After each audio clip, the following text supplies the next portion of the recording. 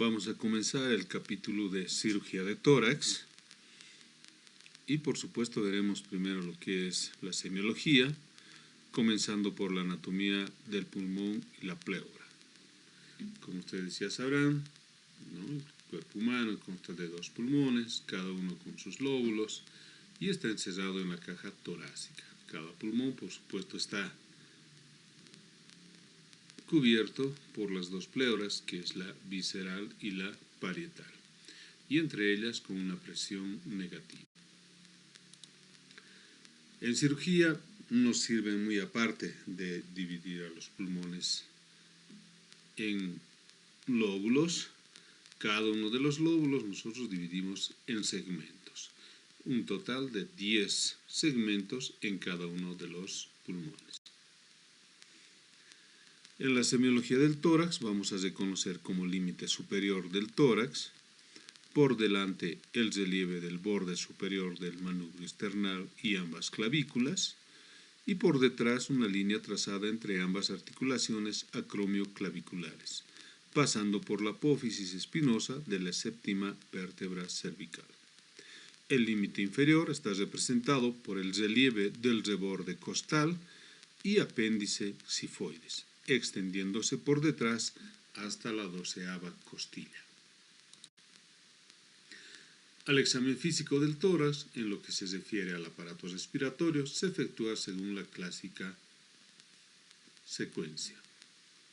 Una vez iniciado la anamnesis o el historial clínico, toma de signos vitales, seguimos con la inspección, palpación, percusión y finalmente auscultación, lo que nos sucede en patología abdominal quirúrgica, ¿verdad?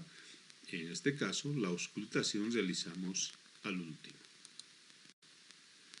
A la inspección podemos observar a pacientes en posición ortopnea, que es la adopción de la posición de sentado sedente para el alivio de la disnea. Y las causas de la ortopnea, la más común y la primera, la que debemos descartar, es la insuficiencia cardíaca izquierda.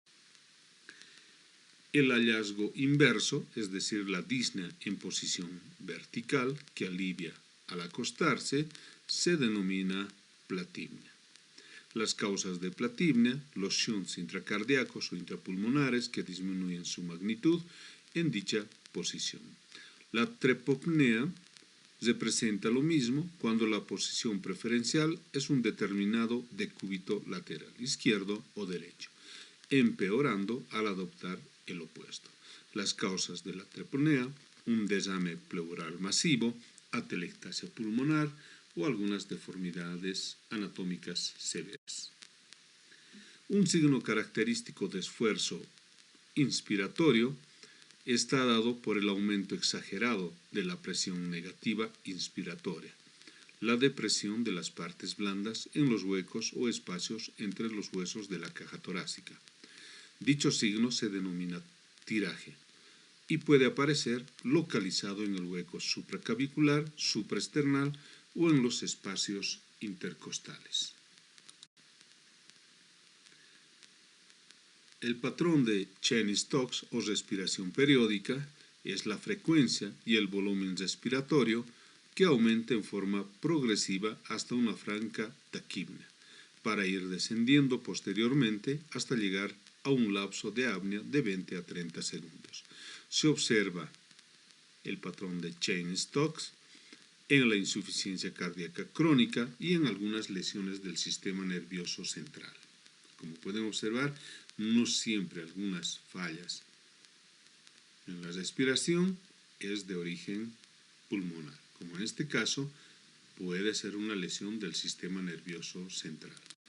La respiración de Biot, respiración que mantiene cierto ritmo, pero interrumpido por periodos de apnea, cuando la alteración es más extrema, comprometiendo el ritmo y la amplitud. A esto nosotros llamamos la respiración atáxica. Ambas formas se observan en lesiones graves del sistema nervioso central. La respiración de Kussmaul La amplitud y la frecuencia ventilatoria se encuentran aumentadas con un ritmo regular y sostenido, con una respiración de tipo resoplante y prolongado. Se observa en la acidosis metabólica como la cetoacidosis diabética o la insuficiencia renal. Gasping o respiración agónica es el esfuerzo inspiratorio cuando es débil, con escasa movilización de aire, hay apertura bucal o hiperextensión de la cabeza en cada movimiento. Ocurre inmediatamente antes del paro respiratorio por cualquier causa o en los pacientes en agonía.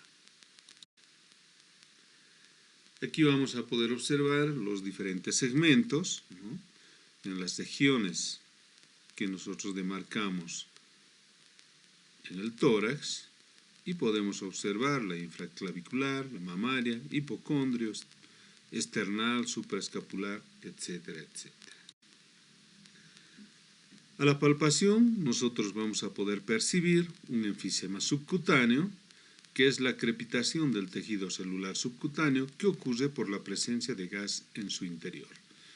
El punto anatómico de la rotura puede estar a cualquier nivel de la vía aérea, como por ejemplo las roturas laringeas o traqueales traumáticas, fístulas bronquiales tuberculosas, la rotura de una bulla, heridas penetrantes en el tórax, incluidas las iatrogénicas.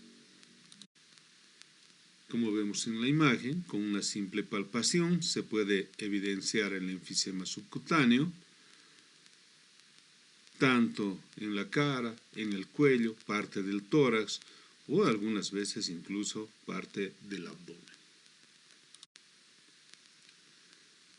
El enfisema subcutáneo se puede evidenciar en un postoperatorio de cirugía torácica o por mordedura de can en laringe, ¿no? Otra causa de enfisema subcutáneo es la presencia de gérmenes productores de gas, determinando infecciones de piel y partes blandas de extrema gravedad. En la imagen podemos observar cómo la facies, parte del tórax, ¿no?, con un cierto volumen, más de lo normal, y si nosotros palpamos vamos a poder percibir esa crepitación que nos está indicando la presencia de aire en el tejido celular subcutáneo. El empiema necessitatis o empiema por necesidad es una tumoración fluctuante en cara posterior del tórax por la presencia de pus proveniente de la cavidad pleural. De continuar, determinará la perforación de la piel y la creación de una fístula pleurocutánea. A la palpación podemos evidenciar la presencia de fracturas costales, palpando cada uno de los arcos costales con provocación de dolor exquisito en el arco fracturado. Además es posible palpar el crujido costal y aún la presencia de un escalón óseo en el extremo fracturado, el signo de la tecla de piano. Con la palpación podemos evidenciar la expansión pulmonar. El examinador se coloca en línea recta por detrás del paciente sentado, apoyando ambas manos, plenamente abarcando los arcos costales y dirigiendo los pulgares hacia la línea media. En una inspiración profunda, el tórax de un adulto sano expande ambos hemitórax en un rango variable de 5 a 10 centímetros. Esta es la forma, ¿no?, que debemos incluso repetir muchas veces, colocándose frente al paciente, colocando las manos en el reborde costal con idéntica técnica en todos los campos pulmonares o en todo el tórax en este caso. Con esta maniobra nosotros vamos a evidenciar la expansión de los pulmones.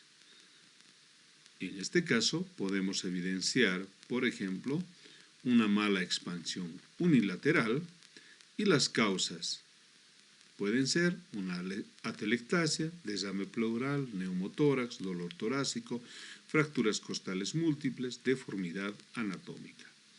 Y las causas de mala expansión bilateral podrían ser una obesidad extrema, embarazo avanzado, distensión abdominal extrema, quemadura extensa del tórax, fracturas costales bilaterales, enfermedades neuromusculares y enfisema pulmonar. Aquí podemos observar lo que ya habíamos visto en un capítulo anterior de quemaduras. Podemos observar una quemadura con una extensión muy importante, ¿no? Y como pueden observar, está formando una escara en el tórax, ¿verdad? Entonces se debe realizar una escarotomía para poder flexibilizar las partes blandas del tórax y poder optimizar la expansión pulmonar y con esto optimizar la ventilación en estos pacientes. Un paciente con obesidad extrema o una paciente con embarazo término podrían ser las causas de una mala expansión, pero en este caso bilateral. Algo muy importante que debemos tomar en cuenta son las vibraciones vocales. La maniobra puede efectuarse con la cara palmar, la cara dorsal o la superficie cubital de la mano exploradora. Puede efectuarse en forma bimanual o unimanual, de acuerdo con la sensibilidad del examinador. Con esta maniobra nosotros podremos evidenciar el aumento o disminución de las vibraciones vocales. En este caso, veremos las causas de aumento de vibraciones vocales y generalmente sucede por consolidación o condensación pulmonar. Para esto entenderemos el mecanismo que dice que cualquier sonido se transmite mejor a través de una masa sólida o densa. El mismo fenómeno se verifica cuando el aire alveolar es representado por una masa densa, como un bloque neumónico, o un tumor sólido de gran tamaño. Las vibraciones vocales aumentadas son una característica fundamental del síndrome de condensación pulmonar. Las causas de disminución de las vibraciones vocales, por la misma razón, toda vez que se interpone aire o líquido entre la fuente de conducción y la pared torácica, se disminuye la intensidad de vibraciones vocales. La disminución de vibraciones vocales unilateral puede ser causa de un neumotórax, desame pleural y atelectasia. En cambio, las causas de disminución de las vibraciones vocales bilateral puede ser por obesidad, edema, enfisema pulmonar, enfisema subcutáneo. Cuando realizamos la percusión, sucede que al aplicar un golpe sobre cualquier objeto, el sonido resultante dependerá de la conformación del mismo. Los objetos macizos generan un ruido seco y apagado, por ejemplo una pared, mientras que los que contienen aire dan un sonido con cierta resonancia, por ejemplo una caja vacía.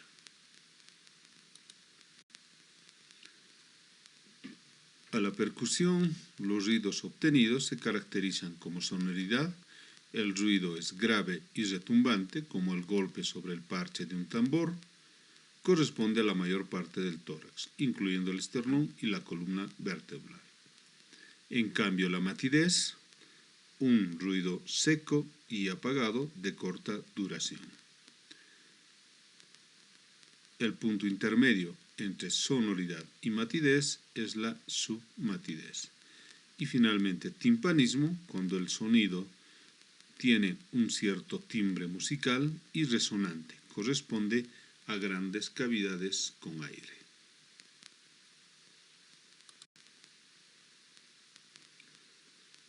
La exploración percutoria permite además delimitar la excursión pulmonar en las bases, es decir, el área que es mate es la expiración profunda, pero se torna sonora en la inspiración profunda.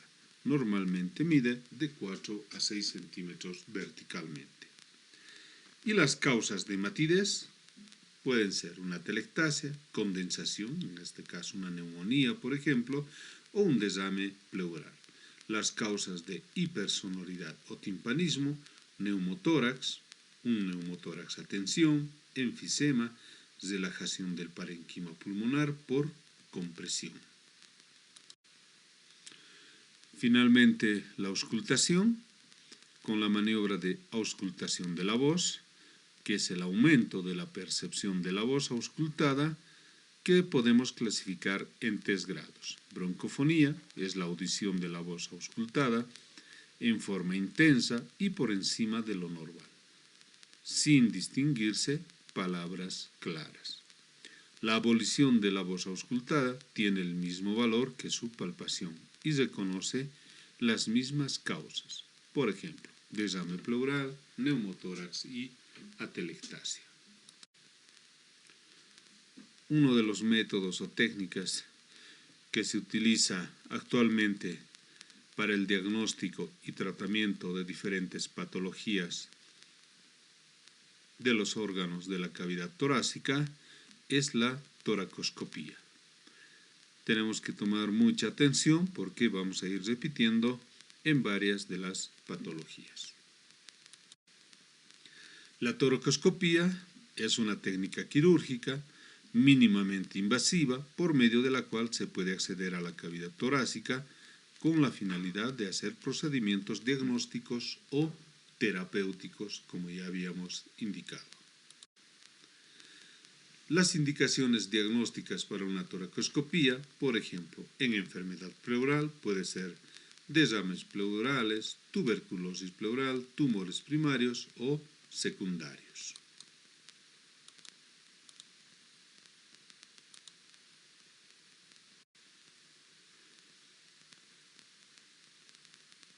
En enfermedad pulmonar, la toracoscopía podemos utilizar para detectar o extirpar nódulos pulmonares simples indeterminados, nódulos pulmonares múltiples o simplemente para tomar una biopsia. En la enfermedad del pericardio, en desame pericárdico, pericarditis, tumores primarios o secundarios. Para estadificar el cáncer, tanto pulmonar como esofágico. Y por supuesto en trauma torácico, para una exploración del diafragma y la cavidad pleural en general. Las indicaciones terapéuticas en enfermedad pleural, por ejemplo en neumotórax espontáneo, en desames pleurales persistentes, empiema, hemotórax, quilotórax o tumores pleurales. Como pueden observar, son varias patologías que se pueden resolver por esta técnica o como llamamos la toracoscopía. ¿Cuáles serían los procedimientos en la pleura? Pleurodesis mecánica o química, cuando existe una pleuritis crónica, por ejemplo, se puede realizar una pleurectomía o decorticación pleural, que nosotros llamamos más comúnmente, resección o ligadura de bulas pleurales, liberación de adherencias y extracción de detritos, coágulos o cuerpos extraños, empiectomía, decorticación, cierre de la fístula quilosa o resección del fibroma pleural. En patología pulmonar, las indicaciones terapéuticas pueden ser drenaje aéreo persistente, blebs o bulas pleurales, enfisema, metástasis, cáncer pulmonar.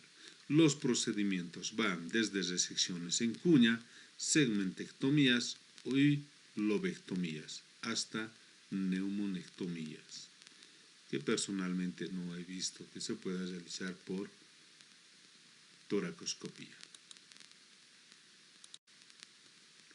Estas son las famosas bulas pleurales, de las cuales hablaremos posteriormente en neumotórax, como una de las causas de un neumotórax primario espontáneo, que sucede en pacientes jóvenes. Las indicaciones terapéuticas en enfermedad del mediastino, resección de quistes y masas mediastinales o una timectomía, ¿no? A diferencia de lo que se hacía antes, estas grandes resecciones.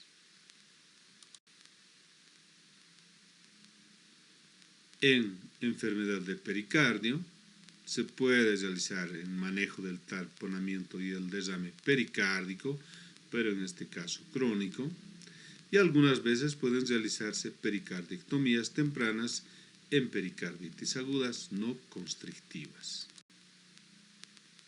Y en pacientes con trauma torácico, ¿no? Es muy importante tomar en cuenta que se puede realizar una toracoscopía para una exploración de un hemotórax o un escape aéreo persistente, manejo del hemotórax coagulado.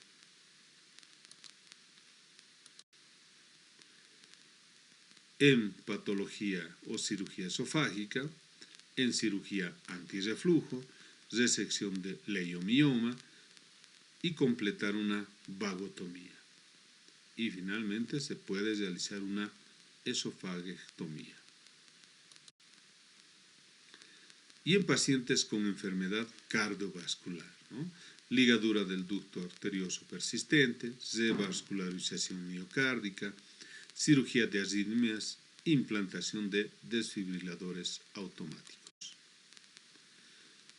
Y otras indicaciones terapéuticas, por ejemplo, una simpatectomía torácica para la enfermedad de Raynaud, ¿no? O la hiperhidrosis y distrofia simpática refleja, reparo de una hernia diafragmática, implantación de marcapasos frénicos y bloqueo de nervios intercostales. Sin embargo, la toracoscopía tiene algunas contraindicaciones y algunas son absolutas, como por ejemplo una falta de espacio pleural por la existencia de adherencias pleuropulmonares, insuficiencia respiratoria severa, síndrome de vena cava superior, tumores pulmonares estadio avanzado, y las contraindicaciones relativas, trastornos de la coagulación, inestabilidad cardiovascular, tos incontrolable, compromiso pulmonar contralateral. Y comenzando con algunas patologías de cirugía de tórax, veremos las malformaciones de la pared torácica, una patología muy frecuente en pacientes en edad temprana y además en pacientes adolescentes. Las malformaciones de la pared torácica pueden estar representadas por las más comunes, que son el pectum excavatum o tórax hendido y el pectum carinatum, que es el tórax en quilla. Pueden haber variantes o combinaciones de ambas.